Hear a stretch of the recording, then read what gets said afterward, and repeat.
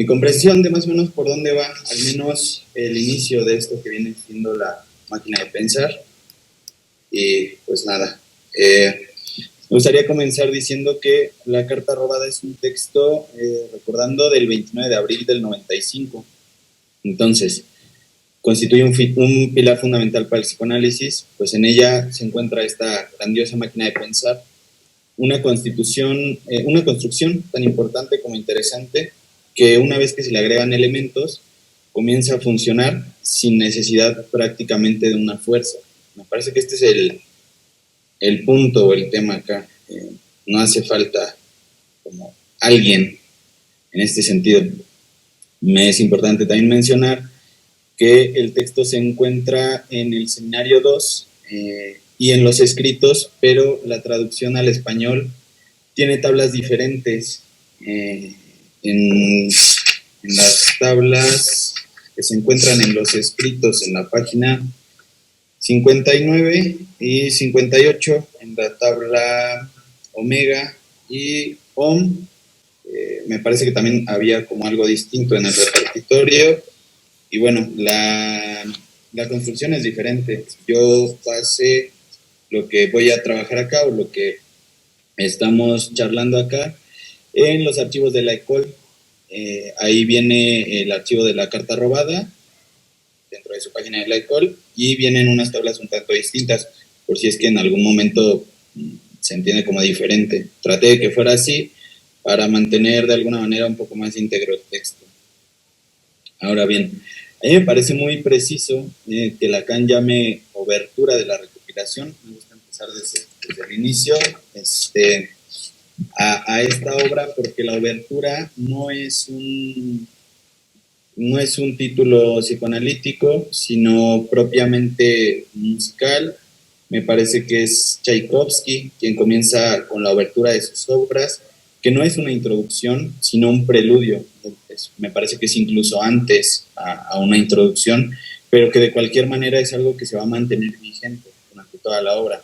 Ahora, no podemos decir que porque es del seminario 2 no va a tener relevancia, no sé, en el seminario 20, por ejemplo, ¿no? Porque entonces pues sería como un poco atentar a la construcción de una obra, ni tampoco que no tenga el mismo impacto.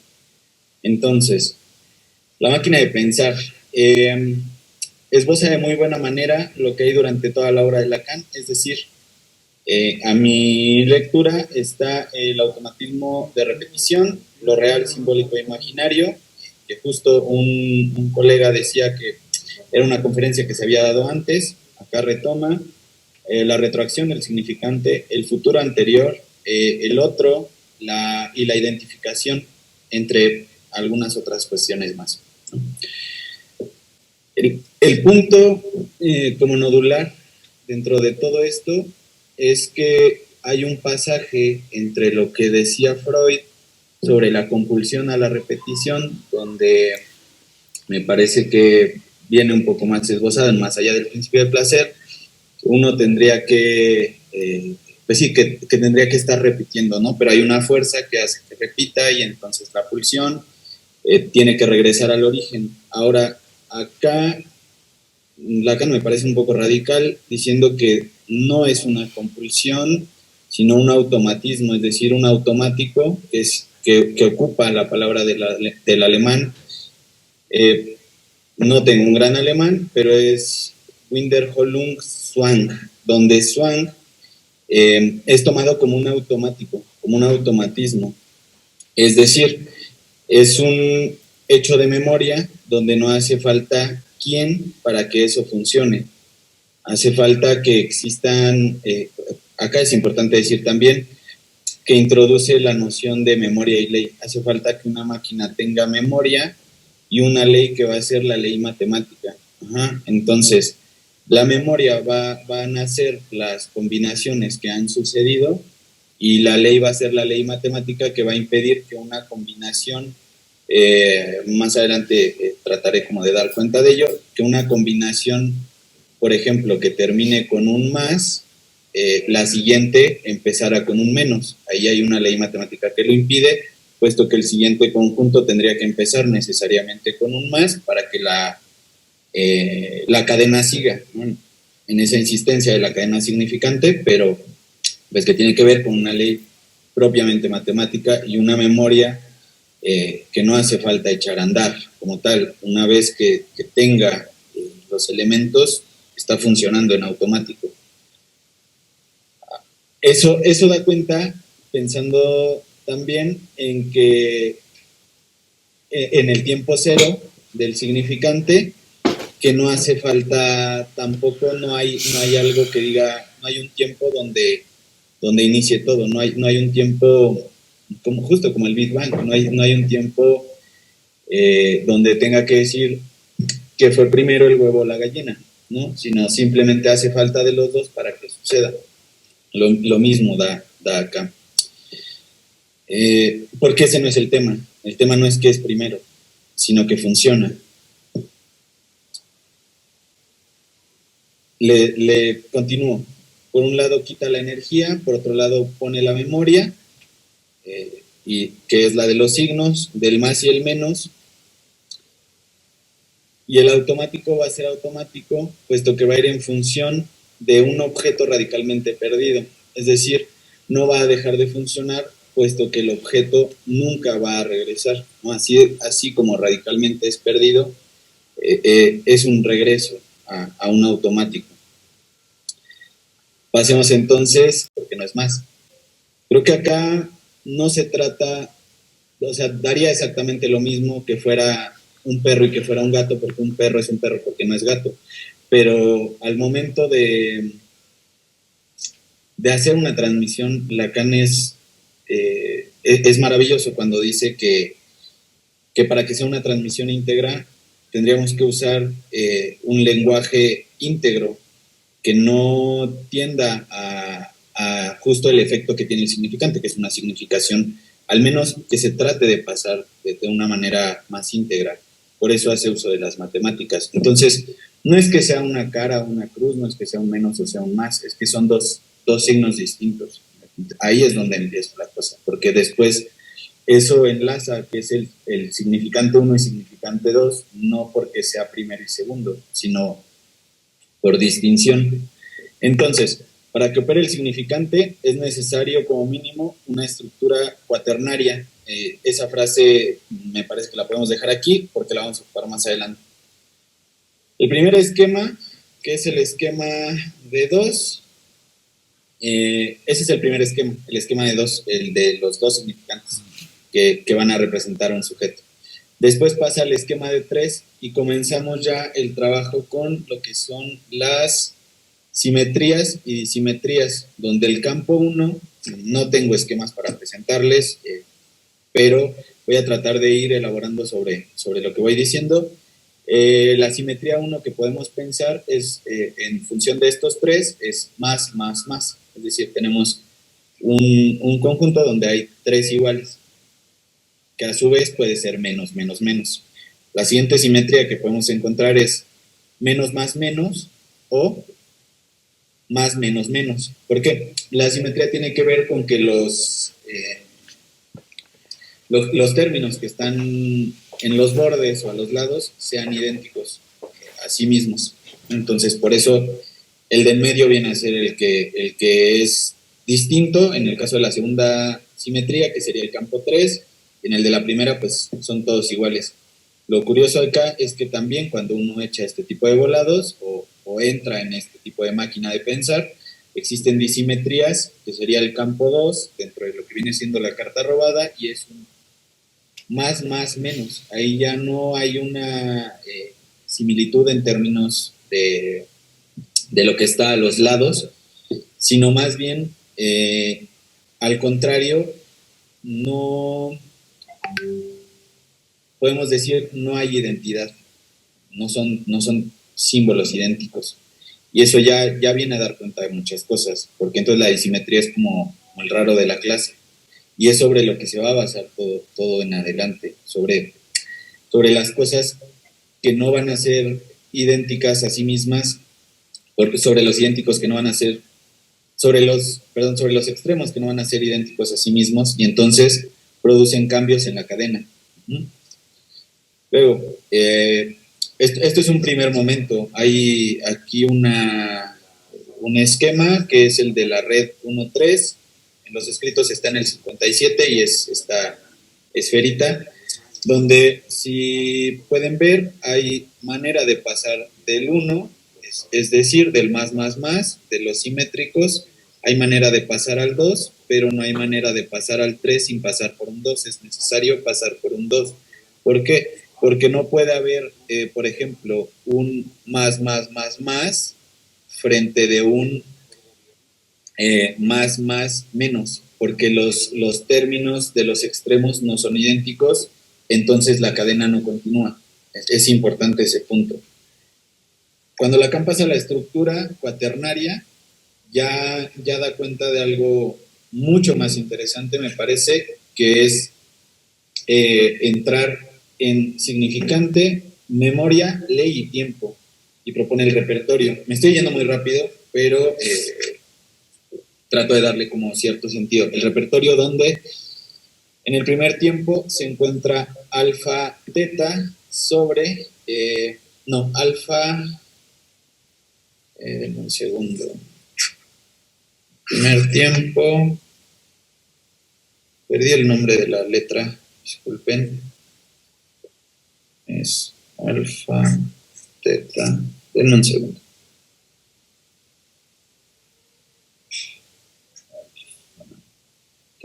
Bueno, se los voy a tratar de presentar acá.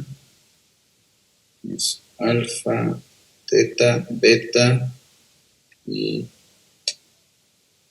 me agarré el nombre del término de abajo. Bueno, sigo un poco. Propone el repertorio. Posteriormente propone las tablas. Las tablas omega y ohm, primero ohm y luego omega, van a ir basadas sobre el repertorio, sobre las diferentes combinaciones que se pueden hacer. Esta tabla es la que considero que está distinta. La primera tabla, tratando de explicarla, es una tabla donde es la tabla que podemos llamar de lo imposible. Lacan llama escalones a los niveles que existen dentro de la tabla. Entonces, en el primer escalón, que corresponde al escalón de lo imaginario, podemos decir que ahí las cosas se pueden. Pero también podemos decir que por retroacción, en el tercer, es decir, se conoce el primer término y el tercero, y por retroacción del cuarto podemos saber cuál es el segundo. Es decir, que no necesitamos una historia 100% contada, por ejemplo, a pie de letra, para poder volver, por ejemplo, de un acontecimiento que cuente algún analizante hacia atrás y hacia adelante. Un análisis ni siquiera es lineal, jamás lo es, ¿no? Entonces, siempre funciona por retroacción, es decir, puede operar el primer término sobre el segundo como el segundo sobre el primero. Entonces es un ir y venir sobre el tiempo. ¿Qué quiere decir? Esta noción de que propone el futuro anterior, que por ende el pasado puede ser cambiado. El tiempo verbal del futuro anterior hace que el pasado pueda ser cambiado, porque si tienes el valor, vamos a llamarlo valor, del cuarto término, puedes operar sobre el segundo. Mismo da que si tienes el primero sobre el segundo, empiezas a operar hacia atrás o hacia adelante. Esto es en la primera tabla, que es la tabla ohm, que al mismo tiempo ohm viene siendo mayúscula, y que podemos considerar como la tabla del gran otro barrado. En segundo escalón viene lo que no es posible llenar con la tabla, el valor que es imposible que salga durante toda la serie de combinaciones que se pueden hacer dentro de la máquina de pensar, lo cual podemos decir que es lo real. Y en el tercero viene lo que es posible que salga sustituyendo ciertos valores, es decir, lo simbólico. ¿Por qué? Porque las operaciones que se van a hacer sobre lo imaginario tienen que ver con lo simbólico que se puede sustituir dentro de la máquina de pensar. La interpretación no es una suerte de lo que va pasando sobre la marcha. Me parece que es todo lo contrario, es un acotamiento de significantes, en este caso en un cuaternario de significantes o una estructura cuaternaria para poder operar sobre 4 en retroacción al significante. ¿Por qué? Porque dice Lacan que hay algo que se llama la opacidad de la función del significante, es decir, cuando uno tiene S1 y S2, también a su vez abajo de la barra existe S' de 1 y S' de 2. Están opacados, pero no, eso no hace que no estén, ¿no? Simplemente sobre el discurso que el analizante toma, siempre por debajo existen otros significantes, y que justo estos significantes darán a su vez otros, ¿no? Es este despliegue que es una propiedad del propio significante, al menos en la lingüística, ¿no? La última tabla, que es la segunda, o la tabla de lo imaginario, está llenada, si se dan cuenta, de lo posible. Es decir, todas las combinaciones hacia adelante, la primera con la segunda, la primera con la tercera, la primera con la cuarta, todas son posibles, ahí no hay huecos. Justo es esta tabla la que viene a ser la tabla del otro, con minúsculas, ¿no? donde todo se puede, y la tabla imaginaria, porque pareciera justo eso, que todo se puede, ¿no? Entonces, abajo, segundo escalón, repetimos, es la cuestión de lo real, donde dentro de lo que todo se puede, no nunca deja de escribirse y no es posible que estos términos entren dentro del primer escalón. Ajá. Por último, viene lo simbólico. Cabe destacar acá que la primera tabla en el francés, me parece que se llama la tabla alfa-gamma, era el término que me faltaba hace rato. La cadena alfa-gamma, en el último de los peldaños, dentro de lo simbólico, sí, existe de nuevo alfa-gamma, pero está prohibido ese par. ¿Por qué? Porque es idéntico. El par que está prohibido en la tabla segunda, en la tabla primera, dentro del tercer escalón, perdón, está prohibido, porque es un término idéntico a donde inicia la cadena. Ahora, en esta tabla, en la tabla omega, que podemos decir que es la tabla gamma beta, igual, al final, en el tercer peldaño, es imposible llenarla con los términos beta gamma. Es decir, si uno invierte los términos del último peldaño, que son gamma y beta, lo que tendríamos es una suerte de identidad, pero acá está el problema, porque no hay identidad dentro del álgebra lacaniana. A no es igual a A, S1 no es igual a S2. Entonces, es por eso que no se puede, y que incluso dentro de lo imaginario, dentro de este enlace browniano o nudo borromeo de 3 redondeles, dentro de ese no es posible llenar, es más bien lo simbólico siempre va a velar, porque no es posible que el yo sea yo. Es decir, no puede decir no es posible que digamos que restituyamos la parte del yo mismo dentro de algún analizante. Los analizantes llegan y dicen, es que yo era, es que a mí me gustaba ser, ¿no? Y ese es el yo mismo que no va a volver, porque no hay semejante, ¿no? Entonces, lo importante dentro de toda esta suerte de álgebra que se hace acá, dentro de la máquina de pensar, es que podamos esbozar que hay 3 niveles, que es el imaginario, el real y el simbólico, y que no se trata acá que el imaginario tenga que ver con la imagen, que el real sea un cuerpo, ni que el simbólico sea la parte... Voy terminando. Dame un segundo. Me perdí dentro de lo que estaba diciendo. Que el simbólico no únicamente sean símbolos, sino la manera en la que las tablas se van a ir llenando. Lo imaginario con todo lo posible, lo real con lo imposible sobre de lo de la tabla, y lo simbólico, los cambios que se pueden hacer sobre el primer peldaño. Me extendí un poco, pero eso sería prácticamente lo que les traje por el día de hoy. ¿Vale? Gracias. Gracias, Jesús, por tu participación. A continuación tenemos a Verónica Ordeñana, ella es psicoanalista en Puebla, y pues le damos la bienvenida. Adelante, te escuchamos. Hola, ¿qué tal? Pues muy buenos días, tardes, ¿no? Por esta referencia de horarios y esta diferencia de horarios.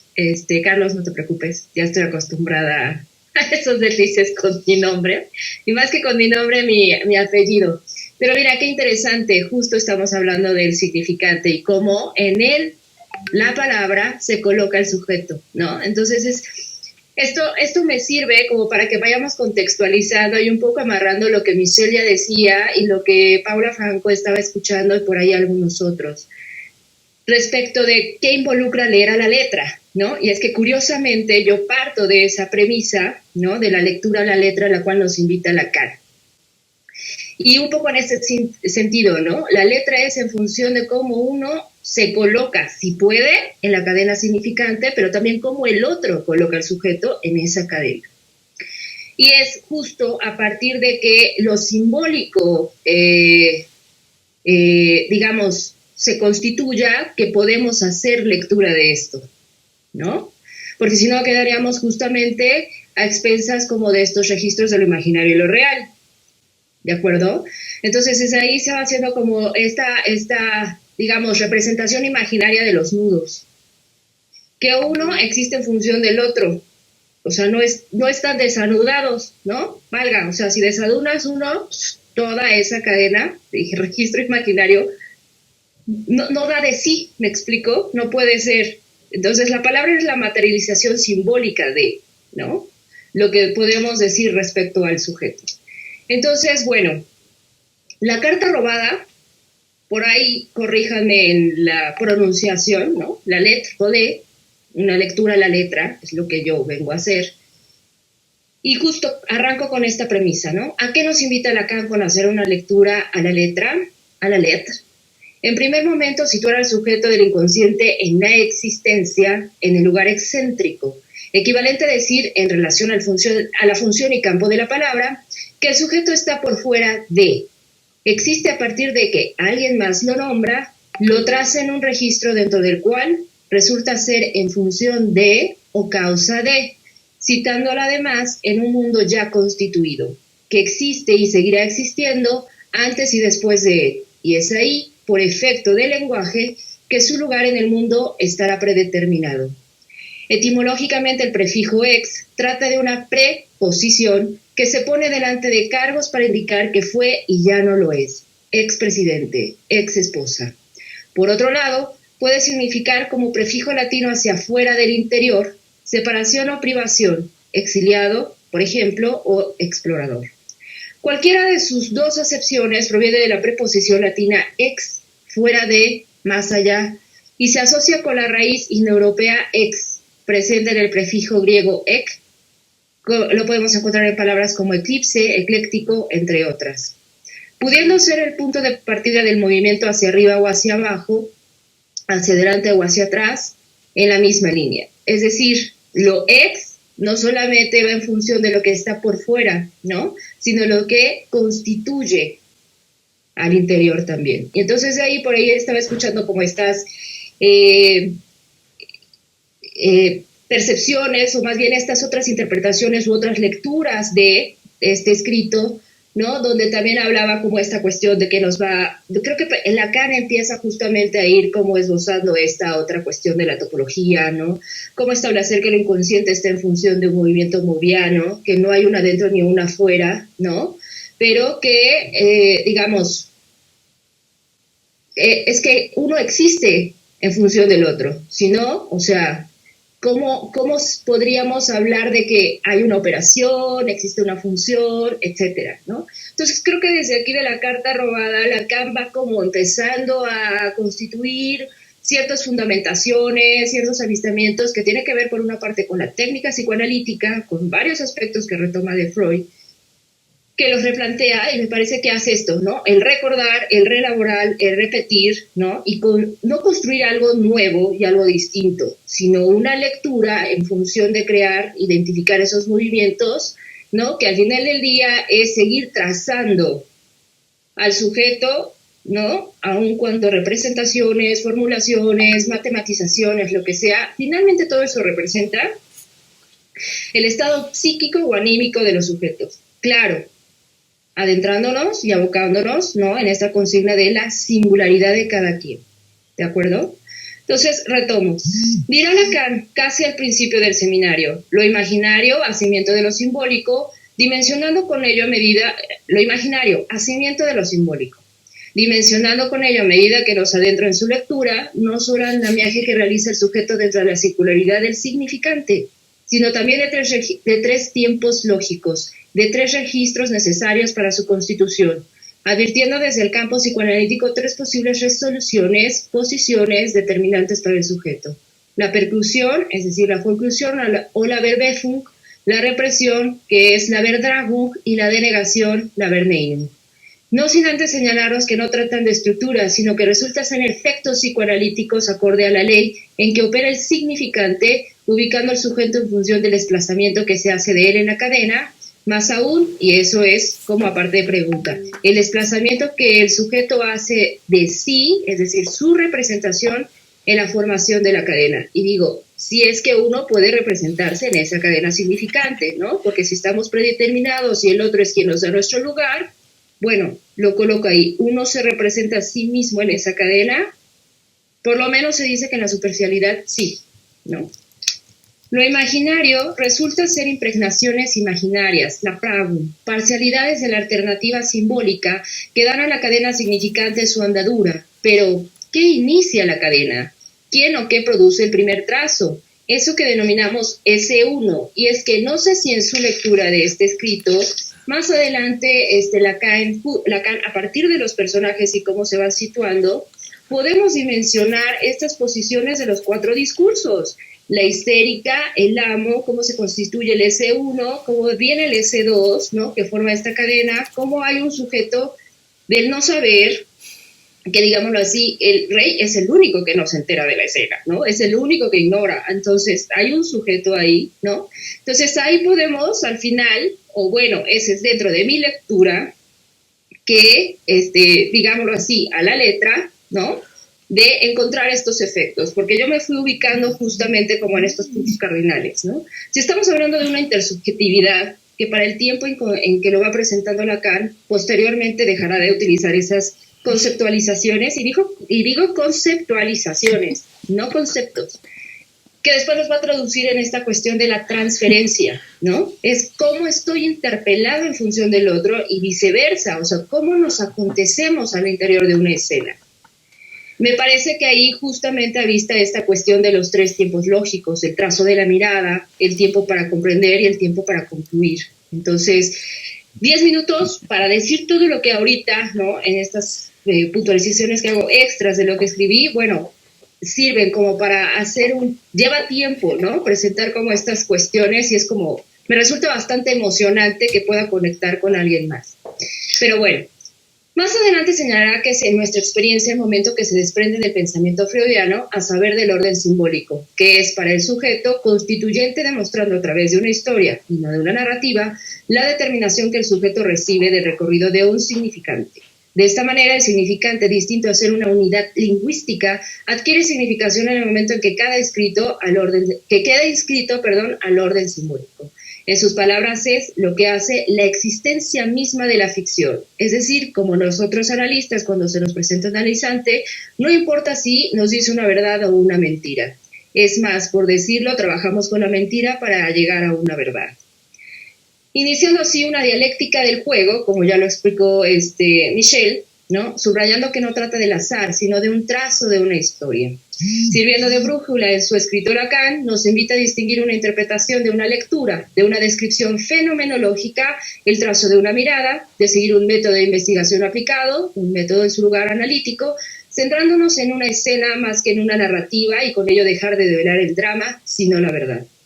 Leer a la letra, Nos advierte de las apariencias, de la simulación y el engaño, en señalar ahí los efectos que se producen en la intersubjetividad de los participantes en el juego, el lugar de impotencia que en un primer momento ocupa uno de los personajes que están en la escena primitiva. Aparece por el temor que produce el secreto, un contenido latente que espera ser descubierto. En esta escena, lo que aparenta la presencia de dos actores, la reina y el ministro, no tiene ninguna relevancia o efecto si no es por el tercero que aparece, el rey. Pero además hay un cuarto, un objeto que aparece a la sombra, la carta, y es este último quien motiva la trama. En otras palabras, es la carta quien causa y da lugar a la historia, porque es al ser un lugar causa de un objeto A. El ministro desea poseerla, la reina, el ministro por un lado desea poseerla, la reina por el otro desea recuperar algo de lo que le fue robado. Con esto trato de transmitir que no es el secreto que guarda la carta lo que es importante obtener, sino que es en sí lo que la carta representa, ese objeto que da garante de poder para quien la tenga. De esta manera, el recorrido que hace el significante entre cada uno de los implicados está determinado por el lugar que viene a ocupar la carta. En ese sentido, es un significante. El desplazamiento que produce en el transcurso de la historia nos posibilita dimensionar que hay un constante flujo de movimiento que conlleva una acción, no por el azar o por elementos de causa, sino por un efecto causal. Este movimiento está motivado por lo que falta. Por ahí se escuchaba estas cuestiones de la ausencia y presencia, ¿no? Y es a partir de lo que falta es que se moviliza y se inicia el juego. En caso de la reina, algo de lo perdido se pretende recuperar, si es posible decirlo, restituir. En el caso del ministro, es un garante de poder. Podríamos ponerlo en lugar, es un falo, dimensionar lo que puede generar en el ministro su posible pérdida. La carta como significante representa algo distinto para la reina como para el ministro, pero independientemente de eso, representa un enigma. Su hurto apunta a un delito y su recuperación o restitución implica una búsqueda del objeto perdido. Lacan hace de la narrativa un viraje. Lo escribe como una historia contada a través de un enigma, el enigma de un delito. Claro, poniendo el acento a saber de su naturaleza y sus móviles, de sus instrumentos y de su ejecución. Nos refiere a un proceso para descubrir lo que devela ese enigma. Más aún, enunciar los afectos que se producen por efecto de la relación entre los participantes y no por la drama o la tragedia. Lacan, citando Freud, el desplazamiento del significante determina a los sujetos en sus actos, en su destino, en sus rechazos, en sus cegueras, en sus éxitos y en su suerte. Apreciando en una segunda escena a otros personajes, el jefe de la policía y Dupin, corríjanme. En ambos se presenta una conducción que rige un procedimiento de investigación, distinguiendo entre ellos la forma de su ejecución. El primero observa y se conduce por las pistas, suponiendo el lugar donde encontraría lo hurtado. El segundo sigue los rastros que deja una huella, los restos. Mira una escena para luego efectuar una lectura, integrando el discurso, el cuerpo, no dejándose engañar así por las apariencias. Un primer momento podemos encontrarlo ahí en el trazo de una mirada. En un segundo momento, la acción de su comprensión, que lo lleva justamente a, en su método de investigación, a dimensionar algo de la carta, ¿no? Ese rasgo unario que la hace distinta de otras. Y un tercer momento, para concluir, porque también lo importante es descubrir las motivaciones que tiene Dupin ante esto, ¿no? Las motivaciones que le llevan a participar y a engatusar al que presume, digámoslo así, no dejarse nunca ser engatusado, ¿no? Denotando las motivaciones de Dupin más que su capacidad de astucia para develar el ocultamiento de la carta, toda la ficción que genera para engañar a aquel que presume de su engaño, y es por ello que Dupin en esta historia ocupa un lugar de analista. A través de Dupin, Lacan nos indica el camino que hay que seguir para el empleo de lo que Freud llama la técnica psicoanalítica, cómo se constituye. Más allá de perfeccionar nuestro método, apunta a señalar en ello la función del analista y los efectos que se producen en el análisis. Esta técnica, podríamos decir, radica en avistar los tres momentos lógicos: un primer momento, un primer encuentro que traza la mirada, un segundo momento que es la escucha del síntoma, que sería la comprensión, y un tercer momento para concluir, en tanto que sí podemos llegar a quitar, ¿no?, estos velos, estas cosas que se ocultan en un sentido figurativo debajo de él, y que se muestran siempre en la superficialidad del sujeto, ¿no? más que soslayar que tratemos de mejorar o establecer estas cuestiones de qué nos capacita o no en este proceso como lo entendemos de inteligencia, ¿no? Más bien como es centrarnos en esta cuestión de la formación del analista, en tanto que si se interpreta la carta que tiene que llegar a un destinatario, me parece que Lacan más bien realiza un mensaje y este destinatario se va a colocar con función de que algo lo aprenda en su deseo. O sea, este mensaje no es para cualquiera. Esta carta que se escribe, aunque se pretende llegar a un destinatario, puede, digamos, no ser un mensaje que resulte para todos. Bien, enunciando allí, bueno, y esta cuestión, retomo. Un primer momento, la mirada, un segundo momento para la comprensión, un tercer momento para concluir, siendo, por así decirlo, nuestros instrumentos que conducirán el análisis y serán los medios por los cuales podamos ser capaces de leer el síntoma. ¿Qué simula y oculta en el lugar de las apariencias nuestros analizantes? ¿Qué vemos en la construcción de una escena? Y quiero subrayar esto no como una técnica en llevar a cabo un método, sino cómo vemos una obra de arte. Cómo la obra de arte nos convoca, ¿no? Y nos obtura algo ahí de la escena. Me parece que la lectura, la letra va en función de eso, de cómo dimensionamos una escena en función de una obra de arte y cómo esta nos afecta. O sea, ¿qué miramos ahí que nos traza algo de nuestra historia? Cómo esta sentido un poco de qué proyectamos hacia ello, ¿no? Que nos revierte en un mensaje. Enunciando allí lo que falta, lo que genera malestar, lo que genera insatisfacción, culpas, nuestro drama familiar, develando en la singularidad de cada quien lo que, como ya lo dije, debajo del secreto se esconde la verdad subjetiva. La perspicacia que encuentro en Lacan es que nos invita a un juego. Su forma de escribir representa un mensaje que no guarda un destinatario, sino un lugar vacío que puede ser tomado por aquel que se disponga en su deseo. Para este momento, sin saber, me parece, Lacan advierte en esta relación intersubjetiva el lugar que ocupa la transferencia en el acto analítico. Para el analista y el analizante, siendo en ella donde se dimensiona la dirección de la cura, porque es en ella donde se fundan los afectos que pueden o no entorpecer el curso de un análisis. Para finalizar, me parece que Lacan restituye el lugar de la carta que había quedado como oculto tras las simbolizaciones de Marie Bonaparte. Y esta ya no me ha dado oportunidad como de traer a colación como esa también,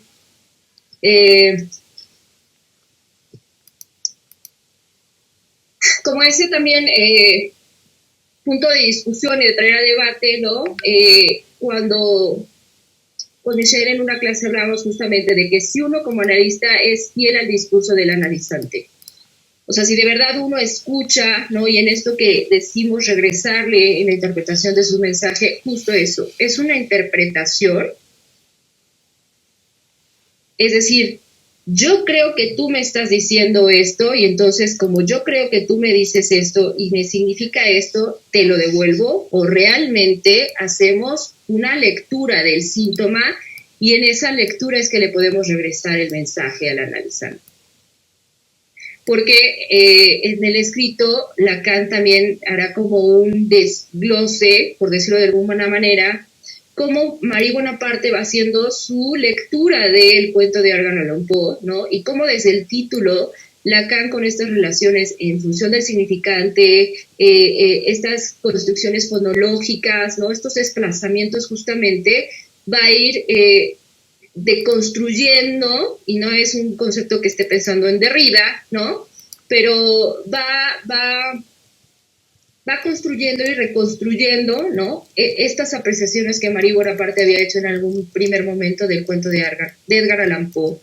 Y entonces creo que mediante ese ejemplo traté de transmitir esa dimensión que se tiene, hacer una lectura a la letra que no va en función de lo literal, sino de la lectura de una escena, ¿no? Como en este sentido de una obra de arte, que no necesita un atravesamiento para entenderlo, una intelectualización, sino que algo nos afecta en esa relación, en esa mirada, algo nos obtura, y entonces a partir del lenguaje, y un poco lo que sucedió al principio es cómo nos colocamos en esa cadena, pero sobre todo cómo el otro nos coloca en esa cadena, y podemos entender entonces cuál es no solo la posición frente al otro, sino el frente al mundo, frente a mi síntoma, frente a mi malestar, ¿no? Que sea consciente o inconsciente, bueno, esa es otra cosa, y que creo que todos convergemos, que de lo que trata la carta cita un poco esta cuestión de la función del analista, de su lugar y cómo se coloca frente al analizante y cómo se queda interpelado en esta escucha, ¿no? En esta circularidad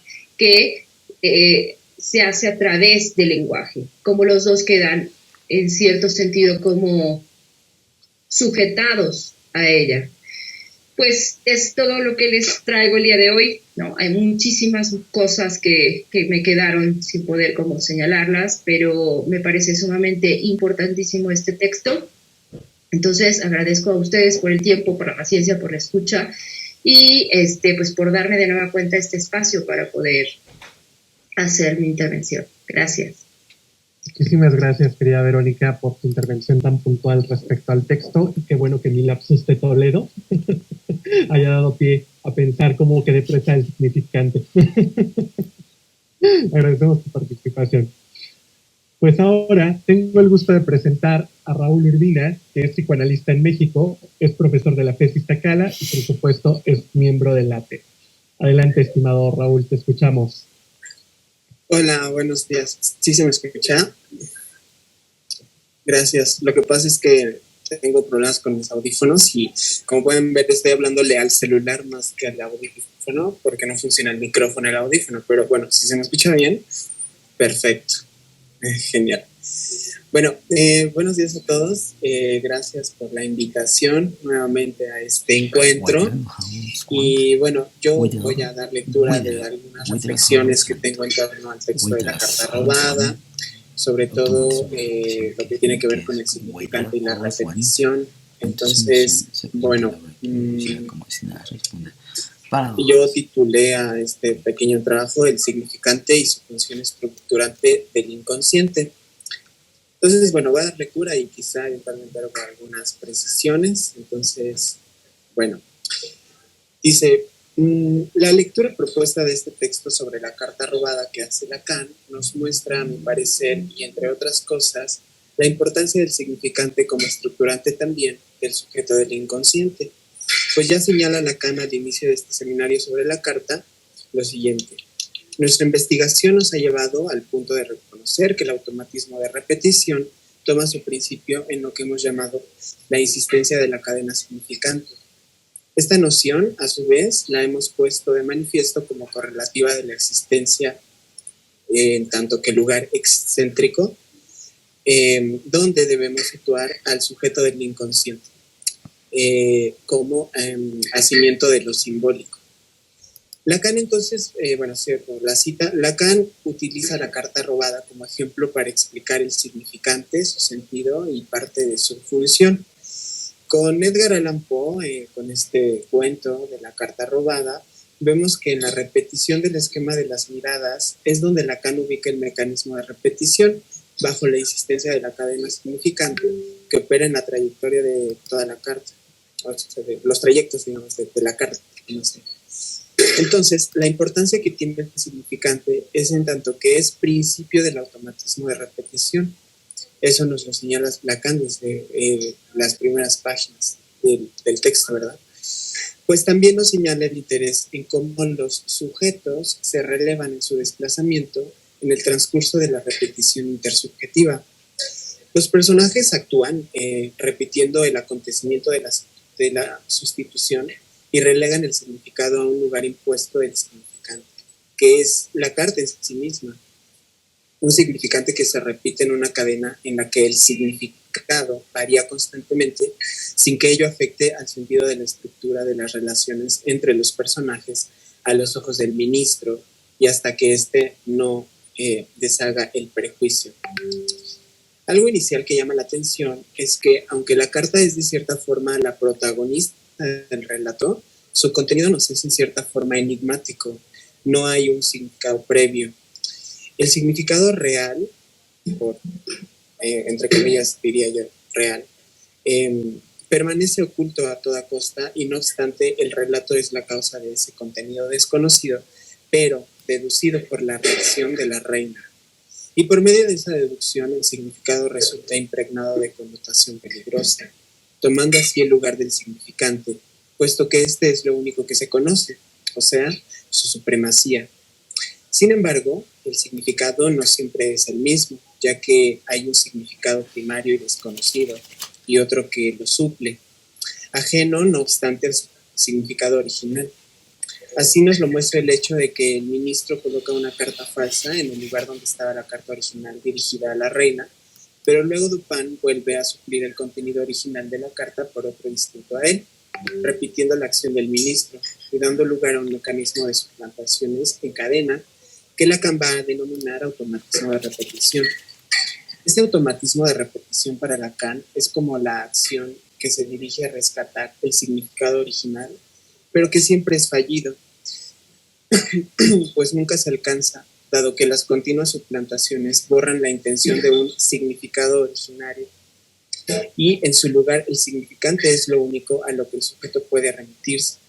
Sobre el automatismo de repetición, Lacan nos señala que el desplazamiento del significante determina a los sujetos en sus actos, en su destino, en sus rechazos, en sus cegueras, en sus éxitos y en su suerte, a despecho de sus dotes innatas y de su logro social, sin consideración del carácter o el sexo, y que de buena o mala gana seguirá el tren del significante como armas y bagajes, todo lo dado de lo psicológico.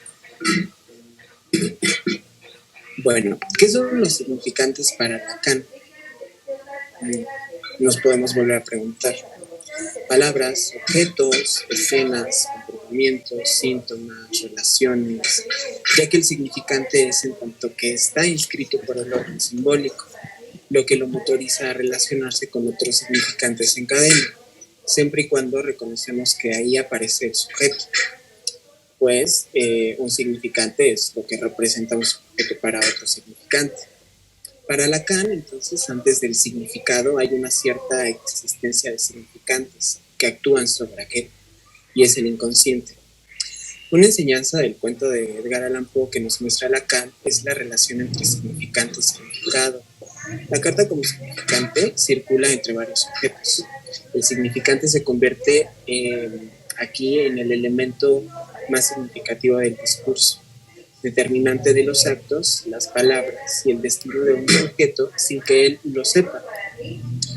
El lenguaje solo podrá significarse cuando no se remite a ningún origen, pues cualquier texto remite a otro texto y así en bucle. La carta entonces nos muestra que el origen textual o de significado nunca es revelado y solamente conocemos el último o suplantado, pero no definitivo, significado, nunca el original. Esto también haciendo un poco alusión como ahora mismo que lo vuelvo a leer, ahora que se comparte como a Precur, ¿no? Eso que se actualiza una vez que las vivencias los significantes venideros, bueno, reviven, actualizan y modifican o significan una experiencia original. Tanto enigmática también, tanto que también, ahora recuerdo un poco, como entre el espacio que existe en la relación entre analista y analizante, es el espacio del, digamos, de favorecer o de hacer aparecer el inconsciente, ¿no? El inconsciente que se produce en análisis. Y bueno, eso son como algunas reflexiones que quería compartirles. En realidad es algo muy breve, pero bueno, me llamó mucho la atención de este texto, muchas cosas bien importantes, pero sobre todo lo que tiene que ver con el significante, su importancia, ¿no? Creo que a veces, o sea, bueno, yo siento que a veces nos orientamos o tratamos de orientarnos más como hacia lo real, apresurándonos a veces a ignorar un poco el papel determinante también a veces del significante, ¿no? Entonces, sería todo. Llamamos. Gracias. Muchísimas gracias, estimado Raúl, por tu estupenda participación y por tu lectura tan puntual del texto. Bueno, ahora vamos a dar paso a Carlos López, que es psicoanalista en México y es director de Zona Psique. Adelante, Carlos, te escuchamos. Muchas gracias, Carlos. Ya estoy aquí de nueva cuenta. Bueno, cabe mencionarles que han sido muy, muy buenos los textos que han presentado aquí. Yo coincido muchísimo con Cristina, lo referente a lo que está actualmente ahorita con la guerra y esto, que sí, muchos remiten como la idea de reencontrar este nuevo Hitler, ¿no? Y han sido muy, muy, muy entrañables los textos. Y bueno, mi texto se llama Alusión al lenguaje y comienza así. Pues conviene meditar que no es solamente por asumir lo simbólico como palabra, constituye el ser del sujeto, sino que por la ley de la alianza, el que del orden humano se distingue de la naturaleza. La palabra determina desde antes de su nacimiento no solo el estatuto del sujeto, sino la llegada al mundo de su ser biológico. Esto es de Jacques Lacan. Y bueno, en el breve apartado titulado Presentación de la continuación de 1966, Lacan sugiere el establecimiento de una lectura enlazada al texto llamado Introducción, que es la razón del mismo que sostiene la frase que direcciona ambos artículos. Y bien, bueno, pues el dicho lenguaje, tal como lo hemos señalado en el texto precedente, conviene una sintaxis que constituye el sujeto, es decir, el sujeto parlante, ¿no? Con la finalidad de trabajar los fundamentos conceptuales. La mencionada introducción se define como o reafirma desde Alfredo Einstein. Al respecto, dicho autor sostiene que el seminario sobre la carta robada resulta un texto fundamental para entender el origen del sufrimiento humano. Asimismo, Einstein afirma que Lacan gesta una reconversión absoluta de la teoría psicoanalítica, en la cual este texto en cuestión toma un sitio de relevancia. Y bien, esta alusión invita a entender que el tema de aquel año, en el acontecimiento durante el segundo de los seminarios públicos, se basó centralmente en las delimitaciones de componentes conceptuales. La introducción fechada de 1955 permite leer un planteo que estructura el trabajo en cuestión. El automatismo de repetición, como ya lo han mencionado, que en alemán es Wiederholungszwang, aunque su noción se presenta en la obra aquí enjuiciada como en las destinadas a responder ciertas paradojas de la clínica, tales como los sueños de neurosis traumática o la relación terapéutica negativa. No podría concebirse como un añadido en cuanto a fuese para corroborarlo, como un edificio doctrinal. Es decir, de otra forma, esta frase condensa la riqueza que presenta el apartado y porta como una especie de luminosidad suficiente para interrogar el texto, que equivale a establecer una lectura atenta a la propia estructura o escritura de Lacan. En efecto, pues se toman estas aseveraciones como el automatismo de repetición denominado en Lacan y que delimita los aspectos a puntualizar, que en primer lugar constituye el concepto de repetición, que en la obra de Lacan se enlaza al del inconsciente, que en 1955 establece como una parte estructurante de su teoría. A la vez la frase citada alumbra la perspectiva sobre el concepto de pulsión y de este modo, de forma elíptica, nos permite recuperar aquel resto de Lacan que vincula del año 1966 por el ejemplo de la obertura, que también ya lo han mencionado aquí, el objeto A y por ende a la lectura transferencial por parte del analista, de modo de tal que entendemos que en esta frase de la introducción se condensa una posición teórica, que posteriormente se convertirá en los denominados 4 conceptos fundamentales del psicoanálisis. Y bien, cabe destacar aquí que Lacan no utiliza el concepto de compulsión a la repetición de tinte freudiano, sino que se refiere al automatismo, como sostiene que esta diferencia no es solo en términos, sino que conlleva una distinción en el modo de plantear conceptos constitutivos de la teoría psicoanalítica. Y bien, la compulsión a la repetición freudiana establece en 1919, y ya 5 años antes, decía que el recordar, en el texto recordar, repetir, reelaborar, se destaca que la repetición todavía no alcanza el estatuto de un más allá del principio del placer. A partir de las evidencias clínicas, el juego infantil y los mecanismos por Lacan, los sueños de las neurosis traumáticas o la reacción terapéutica negativa. Bien, en consecuencia, esta compulsión a la repetición, tal como la concibe Freud, establece como una ruptura en el equilibrio psíquico, dijéramos, del principio del placer. Ahora bien, cabe preguntarse por la genealogía de dicha compulsión, es decir, cómo se inicia esta compulsión y sobre todo cuál resulta el fundamento del despliegue de dicha compulsión. Dijéramos que de acuerdo con Einstein también sostiene que dicha compulsión se despliega utilizando una energética de la misma que conlleva tantos conceptos inconscientes como la repetición y el de pulsión.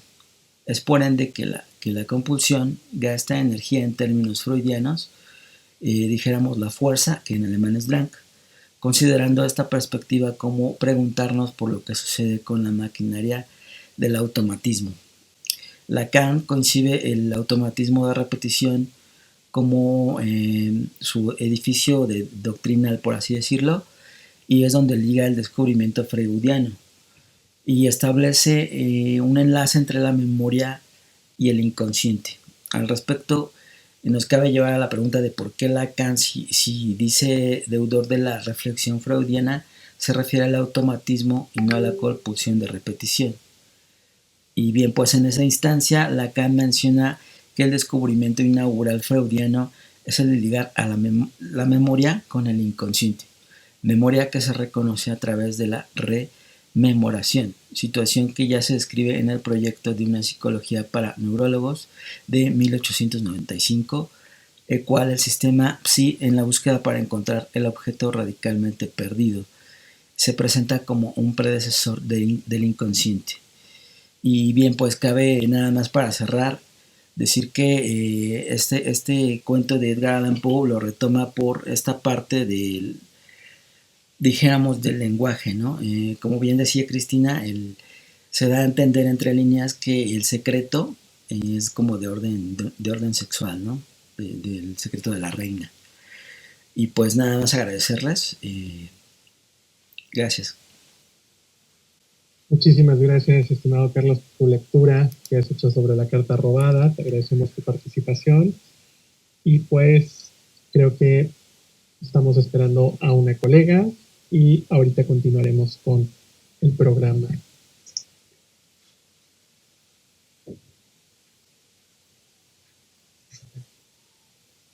Ya estamos llegando al final. Muchísimas gracias a todos por esta escucha. Gracias a Carlos Mayén por la coordinación magnífica que ha hecho del evento. La verdad es que la carta robada es un evento súper importante porque es uno de los escritos que no podemos pasar de lado en la formación como psicoanalistas y en las lecturas lacanianas. Lo mismo que este evento que le tengo muchísimas ganas, que es el de una mirada a las meninas. Recuerden que vamos a tener un evento que vamos a poder hablar de las meninas, que las tenemos aquí. Nosotros tenemos la gran suerte en el Museo del Prado. Cada vez que queremos podemos ir a verlas, una maravilla de cuadro de Velázquez. Y Lacan lo toma para hablar pues de la posición, de la mirada. Y pronto vamos a tener ese evento que también es súper importante. Son como dos textos que no podemos dejar de tener en cuenta. Parece que nuestra colega Variña dijo que se estaba conectando. Vamos a ver si logra entrar. Y si no, pues ya podemos pasar a los comentarios, en lo que, si quieren, en lo que ella se va conectando. Podemos pasar a los comentarios de esta segunda mesa y si no se conecta, pues ya lo dejamos ahí. A ver si alguien tiene algún comentario. Ha sido una mesa muy enriquecedora, con textos muy interesantes. Si alguien quiere participar en los comentarios. yo quiero opinar algo, Cristina. Sí, adelante, Carlos López. Sí, bueno, lo que mencionabas acerca del sentido de justicia se me hizo muy interesante en la clínica. Y mi pregunta es, cuando hay una forma de enamoramiento hacia alguien, ¿este sentido de justicia también se contempla en el hecho significante del amor? Sí, yo creo que precisamente todo lo que tiene que ver con la justicia es algo que tiene que ver con las relaciones de amor. Claro. Es precisamente eso lo que el sujeto en el fondo está siempre como esperando que se haga justicia en algo que tiene que ver con el amor. Miren ustedes, por ejemplo, cuando vienen personas a hablar de la problemática de las herencias. Acá en España hay un dicho que dice que son buenos hermanos, y entonces alguien dice por ahí, ¿ya repartieron la herencia? Porque generalmente a la hora de repartir las herencias los hermanos pelean, y lo que se está peleando en eso, cuando te dicen es injusto, me han robado la herencia, es injusto, está esta palabra de la injusticia. Claro. Y lo que está en juego tiene que ver con el amor que cada uno de los hermanos ocupó en esos padres. Sí. En muchas ocasiones vemos, por ejemplo, que al que desheredan es al que más amaron los padres. Uh-huh. Los hermanos se confabulan y le quitan todo al más amado. Es una cosa de justicia que creo que es lo que vamos a trabajar en esto de las venganzas inconscientes. Claro. Si no fui amada, pues por lo menos me quedo el dinero. Y sí. Tú que fuiste amada, pues te quedas sin el dinero. Son cosas muy importantes, parecen sencillas, pero no lo son. Exacto.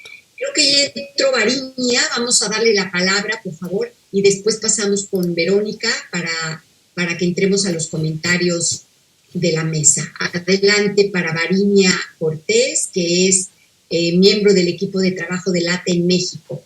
Adelante, Variña, qué bueno que te pudiste conectar. Ah, ya está. Ya está, adelante.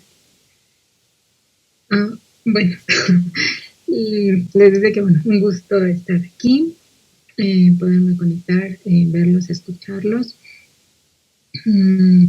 Yo creo que pues ya han hablado de lo importante que es la mirada en este caso y bueno, los momentos importantes que tiene la mirada para pues explicar como toda la trama que se da alrededor de este caso y de los involucrados. A mí, bueno, me llama la atención este punto, pero también, bueno, lo que es la mirada en relación con la verdad, ¿no? Y el papel como que cada uno de los involucrados tiene en esta trama. Y a propósito justo de esto, yo pensaba en un caso que me parece que lo ilustra mucho. No quisiera ya reparar en lo que ya comenté porque yo creo que es algo que es recurrente y es también una mirada, ¿no?, que se da cuando se habla de la carta robada. Entonces pensé justo que en la dirección de la cura Lacan menciona el caso de perversión sexual transitoria en el curso de entretenimiento psicoanalítico, así se llama, ¿no?, este texto que publicó Lebovici. Y bueno, les quisiera, bueno, comentar un poco sobre este caso porque, bueno, lo relacioné y me parece como que ilustra lo que a continuación les voy a comentar. Ella nos dice que, bueno, es un tratamiento que da un chico durante 5 años que es aquejado, dice, por una neurosis de carácter con manifestaciones fóbicas.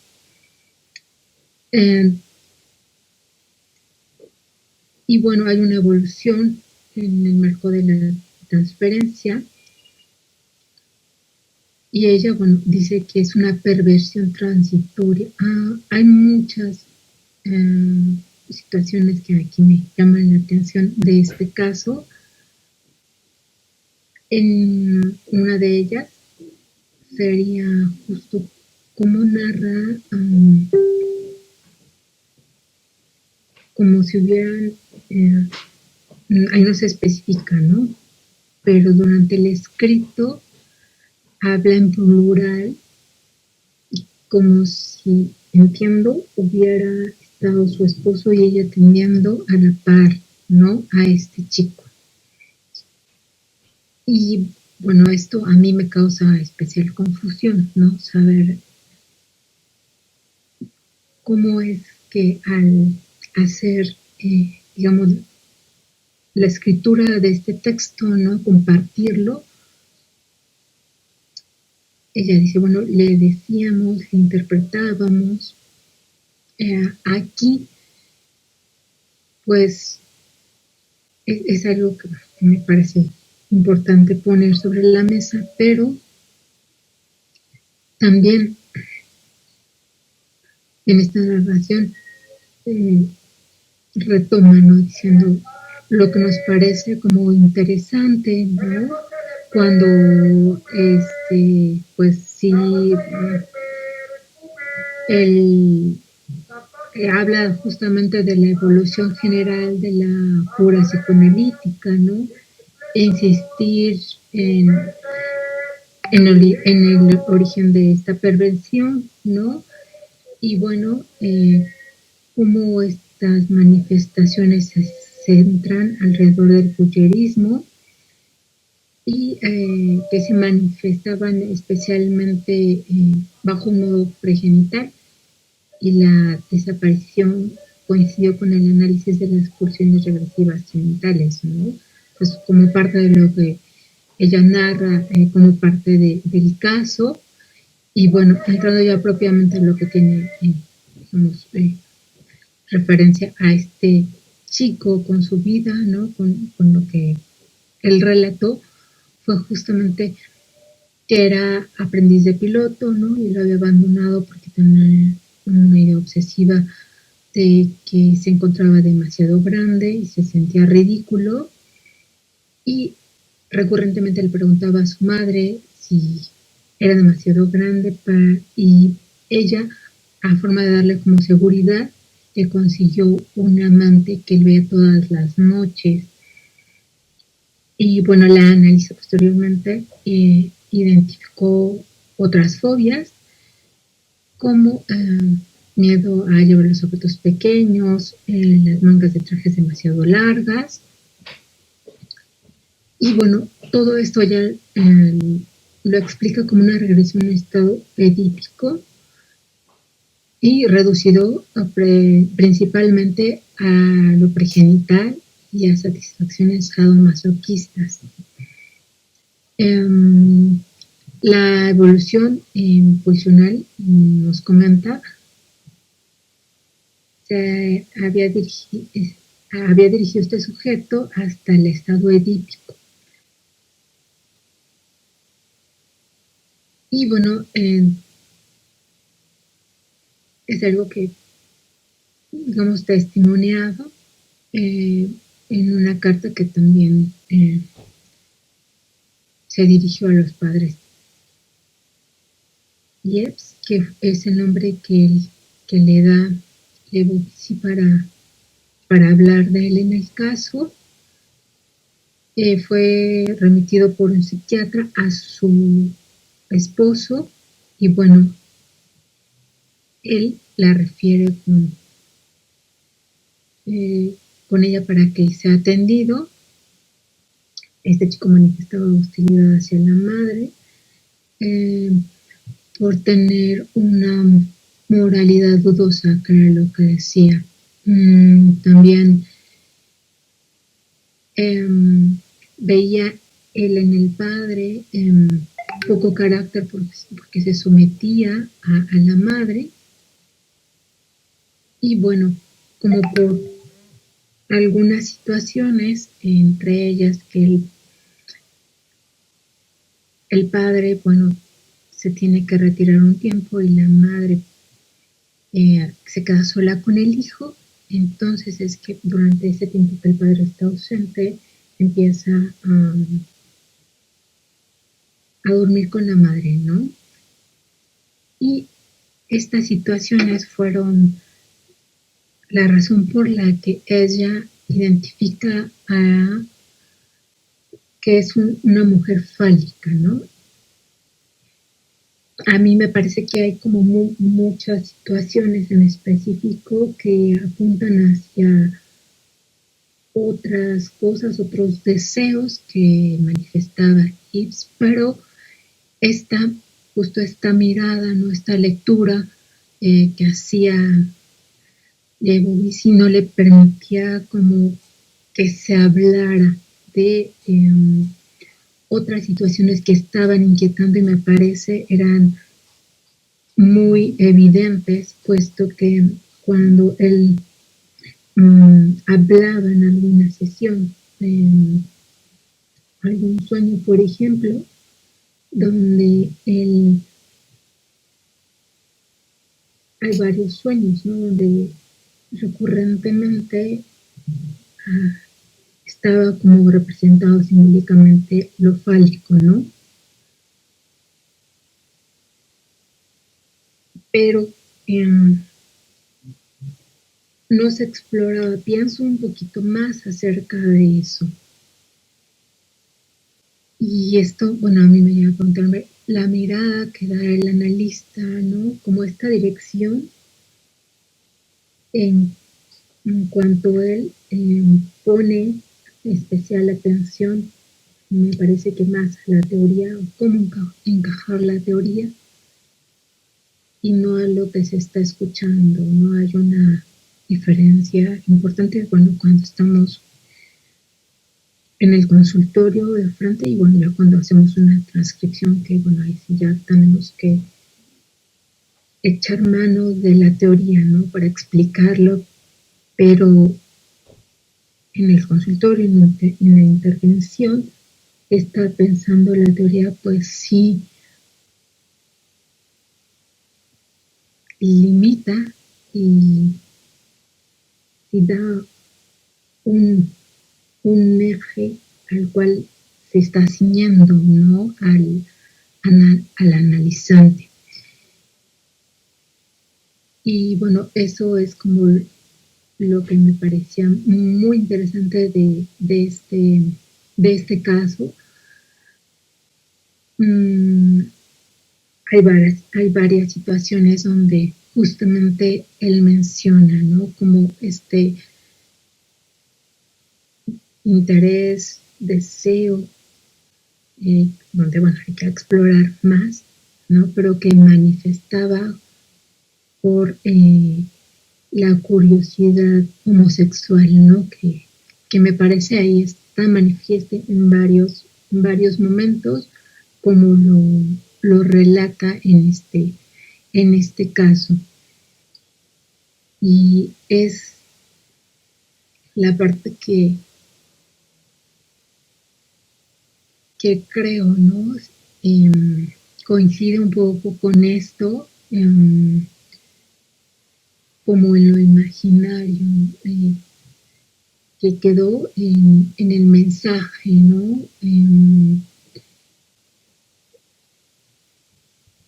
De querer como cumplir esto que está pensando el analista y se deja pasar eso que es lo importante, principalmente por justo, ¿no? El querer ceñirse o encajar lo que se está pensando, ¿no? Y era lo que yo veía como en esta cuestión de la mirada y la verdad de quién, del analista, la verdad del analizante, ¿no? Que es como para mí el punto en el que, bueno, coincidía en esta lectura, o bueno, lo que me hizo retomar propiamente a mí este caso. Muchas gracias.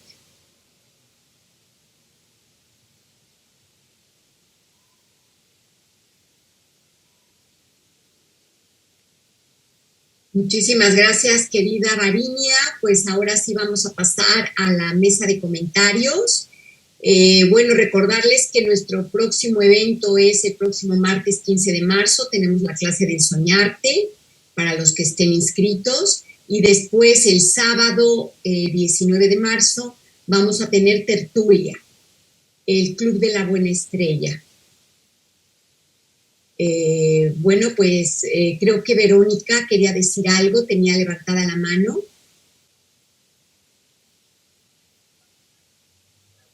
Sí, así es. Dos cosas iba a comentar ahora. La primera era en relación a esta parte de que gira en torno a la carta y esta cuestión del secreto, que iba a poner como un signo de interrogación. Me parece que no solo se le apuesta como esta lectura de si tiene connotaciones sexuales, ¿no? Porque se pone en juicio justo la lealtad de la reina. Pero la manera en que va construyendo esa parte, Lacan, me parece que también da una aproximación en que no necesariamente tiene que estar como la lealtad de la reina cuestionada hacia el rey en función de esta cuestión sexual, sino más bien una cuestión, una dimensión política. Me parece que también la carta constituye un andamiaje y una postura ante lo político. Lo digo por eso que decía, bueno, la carta tiene una significación distinta para la reina, como para el rey, como para el ministro, ¿no? La reina quiere restituir algo. El ministro tiene en su poder algo que le da un garante de poder. Entonces, eso también me llevó a poner como ahora, y no solo como pregunta, sino traerlo como a un posible, digamos, una segunda lectura de este escrito que me parece tan maravilloso, para ver si también se coloca ahí o da posibilidad a Lacan de pensarlo como una cuestión política de la ética ante este significante tan importante que representa la carta. Es decir, otras posibilidades de tener lectura, más allá de que se trate de una sola cuestión sexual mediante la cual se cuestione la lealtad de la reina. Eso por un lado. Y lo otro con la intervención de Virinia, ¿sí lo dije bien? Varinia, perdón. Varinia, creo que queda también esta cuestión que sería interesante debatir de la formación del analista.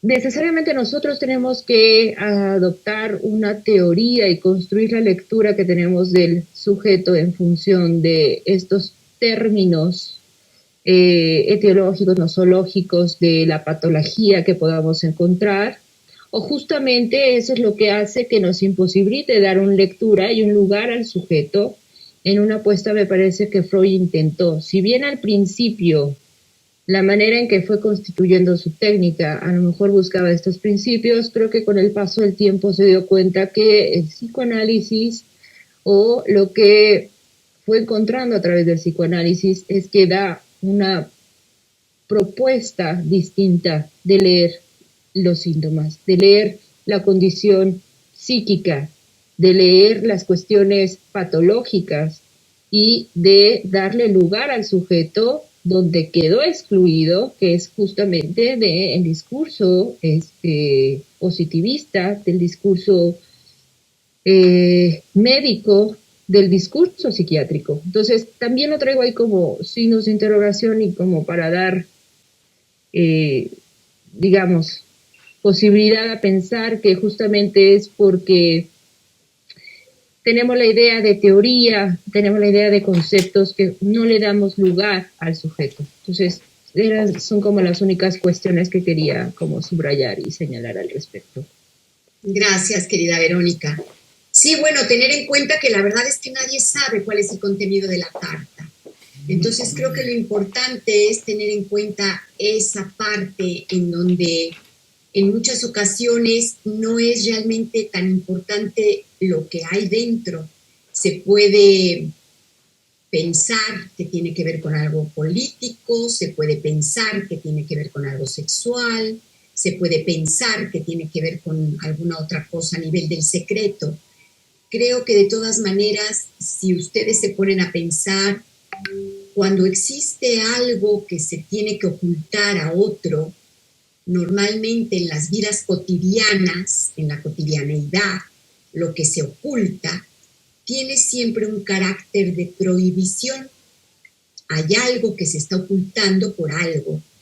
Si lo ven, por ejemplo, en las novelas mexicanas, las novelas españolas, lo que se oculta casi siempre tiene que ver con lo prohibido. Desde el psicoanálisis, desde Freud, pues tiene que ver muchas veces con la sexualidad, lo que se oculta. En otras ocasiones puede ser también, como dice Verónica, quizá cuestiones políticas, quizás cuestiones que avergüenzan, pero siempre hay alguna razón por la que se ocultan. Es decir, hemos trabajado en varias ocasiones en torno al secreto. ¿Por qué se oculta algo al otro? Lo que es importante en el fondo de la carta robada, más allá de lo que contiene la carta, que no podemos hacer otra cosa más que especular, porque nadie sabe lo que contiene. Entonces, lo que es importante en el fondo es comprender que hay un mensaje que la reina no quiere que el rey se entere, más allá de lo que sea, política, sexual o lo que sea. No quiere que el rey se entere de ello. Creo que eso es algo importante que nos permite reflexionar en torno precisamente a las cuestiones del tratamiento analítico. Yo hablaba, por ejemplo, del sujeto que se quiere vengar, teniendo en cuenta lo que hablábamos sobre la venganza de Dupin al ministro. Al final de cuentas, todo este cuento de la carta robada, a Dupin lo que le permitió fue vengarse del ministro. Por otro lado, cuando un sujeto viene a análisis y nos cuenta que tiene algo que quiere ocultarle a un tercero, creo que lo importante es tratar de visualizar por qué quiere ocultarlo, qué quiere ocultar el sujeto, por qué a esa persona quiere ocultárselo. O cuando en algunas otras ocasiones, en las historias del tratamiento analítico, lo que hay es algo oculto, que más bien ha sido la familia la que lo ha ocultado al sujeto. Por ejemplo, una madre que oculta la paternidad a su hija.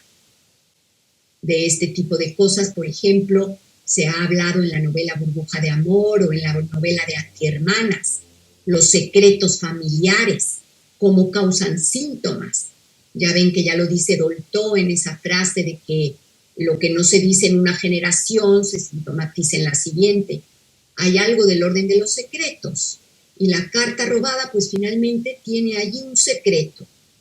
Secreto que nunca vamos a poder desvelar. Nunca. Porque no se sabe qué dice. Edgar Allan Poe no lo puso.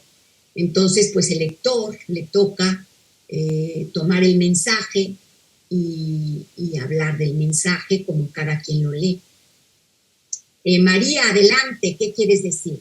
Cuéntanos. Hola a todos. Me llamó mucho la atención por todo el evento. Una felicitación porque sí fue un evento bastante interesante. Porque al final de cuentas, nadie va a saber lo que dice la carta. Y aquí la carta no es en sí lo relevante, irónicamente hablando. Lo relevante es lo que desata. Lo que desató para la lectura de Lacan y lo que ha desatado para este evento en el que estamos nosotros. Hay gente que lo tomó desde el ángulo lacaniano, pero de las fórmulas matemáticas, que a la mayoría nos intimidan mucho, pero que fue muy interesante esa lectura y que pues, ahí estaba uno como que checando eso. También viene como esta parte de irlo conectando con los algoritmos de los juegos, que fue como esta lectura que le dio Michelle Montealegre, que me pareció fabulosa.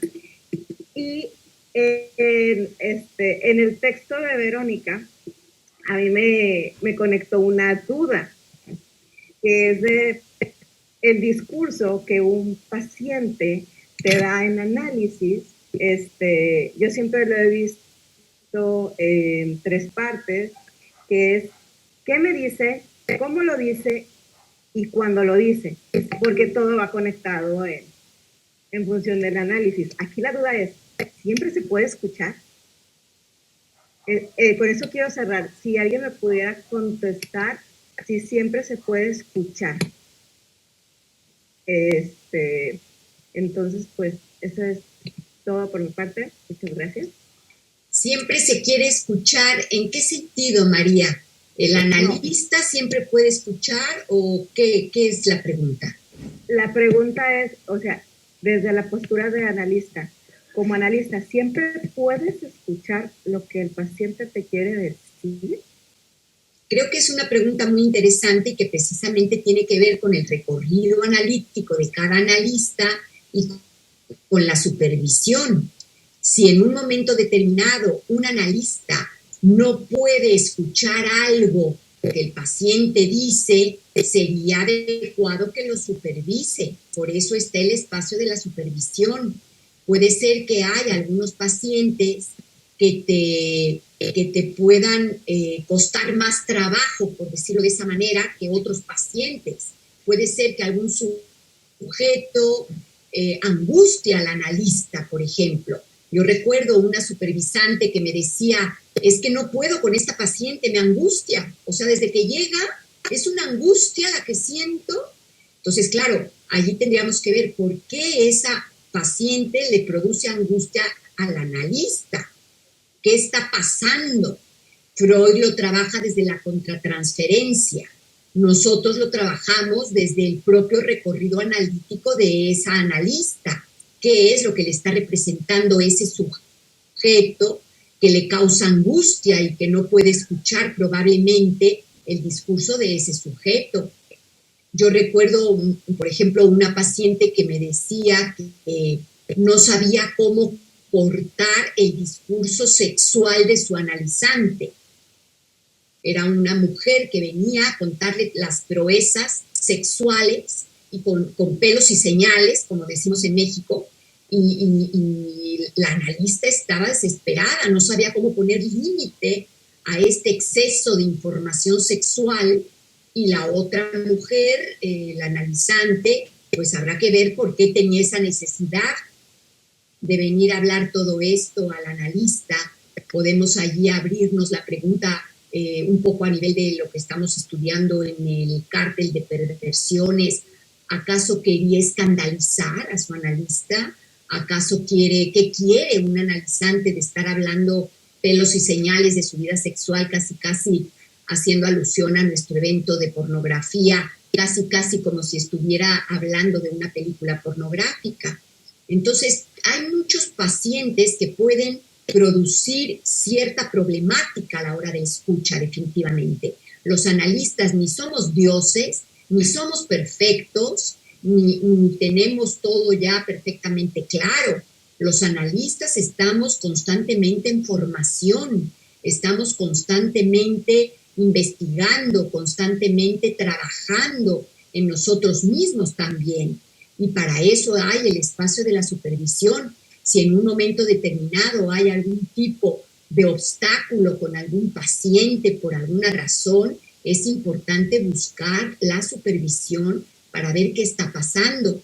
No creo que lo podemos generalizar como a poder decir, siempre puede escuchar el analista y poder responder sí, el analista siempre puede escuchar, porque creo que estaríamos cometiendo una falta de ética. Creo que el analista puede tener el gran deseo de escuchar o en su posición de analista, pero es muy posible que en ocasiones se le dificulte por alguna razón y hay que acudir al espacio de la supervisión para ver qué está pasando.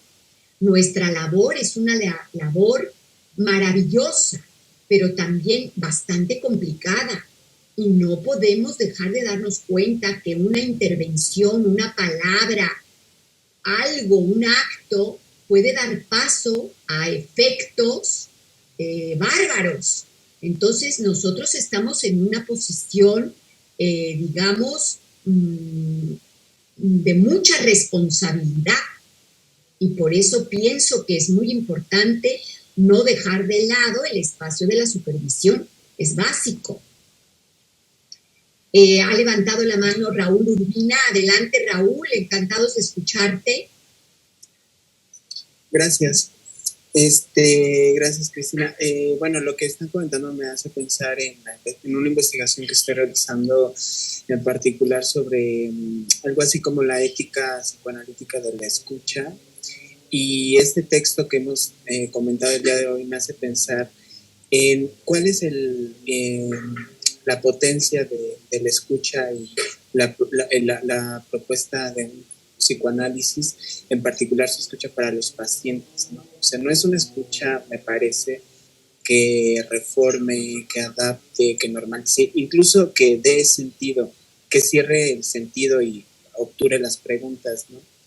Creo que, como decía María, el contenido de la carta, en el texto de la carta robada, no es quizá en sí lo más relevante, ¿verdad? O sea, sino lo que desencadena y lo que da lugar como de estructura significante. Por eso me llamaba mucho la atención dar la lectura sobre, qué del significante estructural inconsciente. Por ejemplo, si se me permite nuevamente una cita del texto que leí, dice: los personajes actúan repitiendo el acontecimiento de la sustitución y relegan el significado a un lugar impuesto del significante, que es la carta en sí misma, un significante que se repite en una cadena en la que el significado varía constantemente sin que ello afecte al sentido de la estructura de las relaciones entre los personajes, bueno, a los ojos del ministro y demás. Es decir, creo que el trabajo del psicoanálisis, no sé, o sea, claro, para discutirlo, para compartir algunas perspectivas, pero pues no es que apunte quizá al construir un significado, ¿verdad? O sea, como de a ver qué significa esto para ti y cerremos el sentido, ¿no? No es una escucha que busque cerrar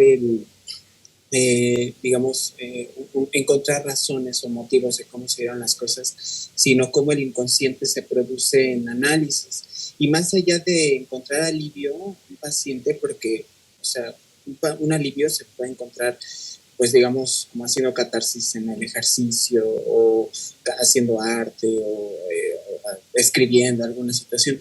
Pero creo que el psicoanálisis ofrece, más allá del alivio, que no es menor, un cambio de posición subjetiva, ¿no? Una rectificación subjetiva. Entonces, pienso que en tanto que el inconsciente se produce en análisis, no, quizás es muy más desgastante encontrar motivos, razones, por qué se dieron las cosas como se dieron, sino que en el análisis se produce, digamos, otra lectura de ello, claro, por el análisis también, porque el paciente llega, dice cosas, etcétera, asocia, pero siempre que hay un analista también que aloje eso y que le dé lectura. Luego entonces las interpretaciones, pues no es una hermenéutica, ¿no? El psicoanálisis que encuentre el significado verdadero de qué es lo que quiere decir esto o aquello, ¿no? Creo que el psicoanálisis no es una práctica hermenéutica, sino que es una práctica, bueno, de otro orden, no ni mejor ni peor quizá, pero es, o sea, como que tiene otras posibilidades para el sujeto. Eso pensaba un poco, ¿no? Sobre la ética de la escucha psicoanalítica. Muy interesante, Raúl, y sobre todo porque fíjate que efectivamente lo que se intenta no es desterrar el sentido, como bien lo dices. No obstante, fíjate cómo en algunos casos en la clínica podemos visualizar a la hora de que el sujeto va haciendo su recorrido, que hay ciertos momentos en donde sí que tenemos certezas. No es que en el psicoanálisis se busquen las certezas o el significado de ciertas cosas, como aterrizándolo, pero abriendo la posibilidad del recorrido analítico, en muchas ocasiones los sujetos llegan a aterrizar certezas. Y creo que eso es algo también muy importante cuando alguien te dice, de esto estoy seguro, voy a hacer esto es lo que quiero. Y son certezas, en donde ya no hay nada más que abrir ahí. Eso es. No se llega constantemente a esos momentos, pero sí que hay ciertos momentos de certeza dentro del psicoanálisis, Y a mí me parece que son también muy importantes esos momentos de certeza a los que los sujetos van llegando en su recorrido analítico, porque va apuntando precisamente pues al camino de su deseo. Es cuando están colocados en el camino de su deseo. Entonces tú lo ves cuando de pronto te dicen, mira, puedo estar con dudas en este campo, pero de esto no tengo duda. Pues allí fíjate cómo llegamos a aterrizar cierta certeza que a mí me parece muy importante porque tiene que ver precisamente con el corazón de la esencia de lo que es el sujeto. Creo que Verónica había vuelto a levantar la mano. Adelante, Verónica. Sí, así es, para reforzar lo que justamente nos comentaba Raúl, lo que nos comentas ahora, ¿no? No se trata, creo que ese es el punto, ¿no? De que el psicoanálisis o el acto analítico trate de dar sentido a, ¿no? Y creo que con lo que Raúl advierte es una cosa importante, es en relación al significante que el sujeto se coloca en un discurso, un poco con el lapsus que tuvo Carlos, ¿no? Yo lo decía. Por un lado es qué escuchamos y cómo escuchamos, ¿no? En función de cómo el sujeto se coloca en esta cadena de significantes y en esa cadena que él va produciendo, pues otro, ¿no? O sea, otro le da un lugar. Y me parece que esa es como de las cuestiones que tú apuntas, que trata de la función y de la formación de analista. De si no escuchamos, bueno, por eso la supervisión muy importante, ¿no? El análisis de uno mismo muy importante, para detectar justamente estas cosas que nos angustian del discurso del otro y nos colocan en un lugar en la transferencia ahí, ¿no? Y en donde puede advertir que dejamos de ser analista para estar escuchando como unos sujetos que nos interpelen el discurso del otro. Me parece como muy importante estos cierres que precisan tanto tú como Raúl, y creo que justamente con el escrito de la carta robada, entre todas las lecturas que podamos tener, que han sido como convergentes en algunos puntos, ¿no? Coloca ahí la función y el lugar del analista, y creo que es a medida de lo posible importante estarlo siempre trayendo al lugar, ¿no? Porque finalmente, pues todos estamos convocados en la transmisión del psicoanálisis. Entonces, bueno, nada más quería como subrayar esa cuestión. Es justamente la supremacía del significante en donde uno puede o no escuchar qué. Muchas gracias, Verónica, porque esto es lo que nos enriquece precisamente en estos encuentros del ATE. Como yo lo mencionaba en mi texto, finalmente en nuestros eventos del ATE hay una carta robada, hay un mensaje que intenta ser escuchado por las personas que estamos alrededor de este proyecto del ATE y que en algunas ocasiones escuchamos el mensaje de algún texto, en otras ocasiones el mensaje de algún otro texto y en otras ocasiones a la hora de los comentarios nos vamos enriqueciendo del trabajo clínico y teórico de cada uno de nosotros que estamos en este mismo barco, que es el de la investigación de la mente humana, que nunca se termina de investigar, porque fíjense que una de las cosas que a mí personalmente tengo que confesar que me fascina del psicoanálisis es que yo veo de pronto analistas, pues como diríamos en México, ya bastante ruquitos, que tienen 80 años, 90 años y que siguen investigando la mente humana, siguen leyendo, siguen releyendo, siguen escribiendo. Creo que es uno de los quehaceres que no tiene final, que conforme vamos haciéndonos mayores, seguimos y seguimos investigando. Vean ustedes a Freud, vean ustedes a Lacan, analistas ya de muchos años. Lacan murió de 81, en aquella época era bastante avanzada esa edad. Hoy en día tenemos, por ejemplo, Mustafa Safwan, que ha muerto de 92 años. Tenemos analistas, pues acá en París, que ya son bastante mayores y que siguen con su mente bastante, digamos, lúcida y siguen en los libros y siguen creando y siguen investigando y siguen abriéndose al psicoanálisis de vanguardia, al psicoanálisis actual, a las innovaciones de toda la gente joven que empieza a leer a Lacan y que trae nuevas aportaciones. Yo lo comparo con otros quehaceres y no puedo más que sentirme profundamente orgullosa y feliz de estar dentro de nuestro quehacer, porque es un quehacer que nos mantiene con el deseo a flor de piel. Y eso me parece algo muy lindo.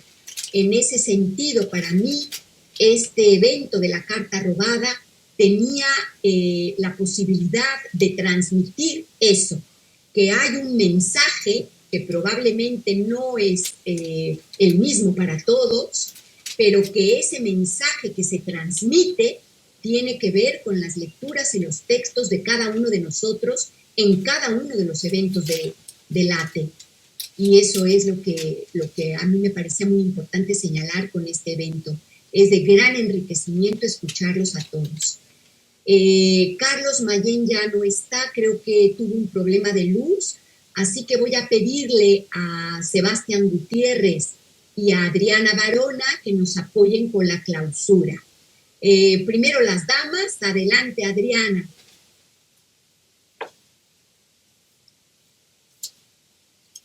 Bueno, este evento de la carta robada nos mostró ya varias cosas en la discusión que tuvimos. Lo primero es todas las relaciones del psicoanálisis con la literatura, pero más allá de eso nos muestra también las múltiples lecturas que se pueden hacer desde distintas miradas de los psicoanálisis. Vemos, por ejemplo, que la carta robada de Edgar Allan Poe suscitó una gran controversia, no solamente en el medio de los filósofos y de los literatos, sino también en el medio de los psicoanalistas. Y cómo se hizo esta lectura, cómo Lacan transpone todo su modelo y al mismo tiempo crea una lectura psicoanalítica de la carta robada a través de un modelo de lectura policíaca. Sabemos entonces que eso tiene una larga trayectoria, porque Freud también fue lector de Agatha Christie, un apasionado de la literatura policíaca. Pero si fue un apasionado de la literatura policíaca, pues no es tanto por la cuestión fantasmática que puede esconderse en el crimen y la cuestión del enigma que hay que elucidar, sino también por las motivaciones intrínsecas que están allí. Vemos que la carta robada es una carta que desenlaza toda una lectura donde Lacan construye justamente lo que es la cuestión del destinatario, la cuestión del síntoma, la cuestión de la verdad y la cuestión del destino. Y cómo a partir de allí, de esa historia simple y corta, se pudo trascender, pudo él escribir todo lo que era la cuestión del destino, la cuestión del síntoma y la cuestión de la repetición. Cómo lo que suscita no es la cuestión de qué está escrito allí, porque lo que podría ser el enigma en ese texto de Edgar Allan Poe no es qué está escrito allí, como le dijo María Padilla. El lector se intriga es por lo que pasa con el detective, que quiere delatar el lugar donde podía estar la carta. Y eso da otra lectura, lo que es lo profundo y lo superficial, lo que son los síntomas latentes, lo que son los síntomas ocultos y cómo esa lectura emerge allí. Entonces vemos como todos los textos que se presentaron tomaron la carta robada, haciendo una lectura muy personal de lo que cada uno, digamos, logró atraparse también en ese discurso de esa carta robada. Fueron intervenciones interesantes, lecturas de cada uno desde su propia clínica también, y desde la clínica de los conceptos lacanianos que no son fáciles de manipular, teniendo como mirada única la carta robada. Muchísimas gracias, querida Adriana. Le doy la palabra a Sebastián Gutiérrez, nuestro vicepresidente del LATE, nuestro director de la newsletter. Ahora Sebastián va a abrir un nuevo espacio que se llama Latefonía. Le queremos enviar todo nuestro gran apoyo a este nuevo digamos, espacio que está abriendo Sebastián allá en México, que va a ser un espacio muy interesante que él va a coordinar y que se llama Latefonía. Va a tener su inicio en el mes de abril.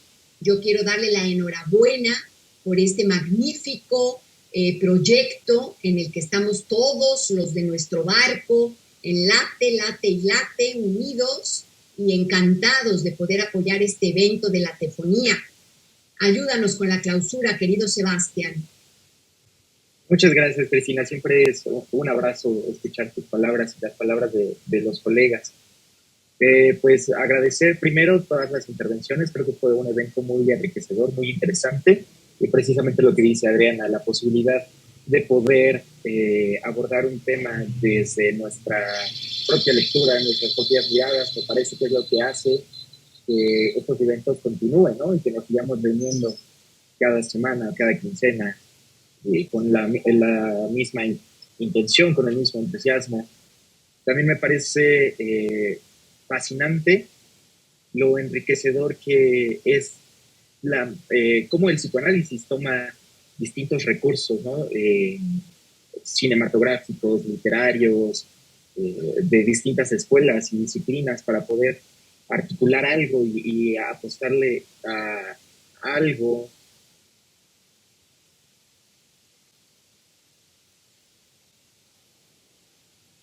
Perdón, es que entró una llamada y se movió esto. Y bueno, como les decía, ¿no? La manera en la que el psicoanálisis se agarra de diferentes escuelas y de diferentes posturas para poder articular algo y hablar algo sobre el sujeto, me parece increíble. Creo que tenemos una agenda bastante interesante, bastante prometedora y también arriesgada, y creo que eso es lo que también nos convoca con las mismas ganas. Y pues enhorabuena a todos los que nos conectamos, los que participaron, y hasta el próximo evento. Muchísimas gracias. Muchísimas gracias, querido Sebastián. Pues yo nada más recordarles que tenemos nuestra tertulia el próximo sábado 19 de marzo. La película yo la envié hace mucho tiempo ya, el enlace de la película, El Club de la Buena Estrella, un clásico, una película que va a hablar de diferentes generaciones de mujeres, desde las abuelas, las madres y las hijas. Y es una película estupenda que va a poder poner en contacto con estas mentes femeninas y las transmisiones inconscientes que se hacen desde las abuelas hasta las nietas. No dejen de ver la película, es una película que hay que ver de todas maneras porque es un clásico maravilloso. Y ojalá se puedan conectar a la tertulia porque yo creo que va a tener pues mucha posibilidad de enriquecernos con la problemática, sobre todo de lo que tiene que ver con las mentes femeninas. Muchísimas gracias a todos, y por ser el mes de marzo, pues un abrazo a todas esas mentes femeninas y nos vemos pronto. Gracias, hasta la próxima.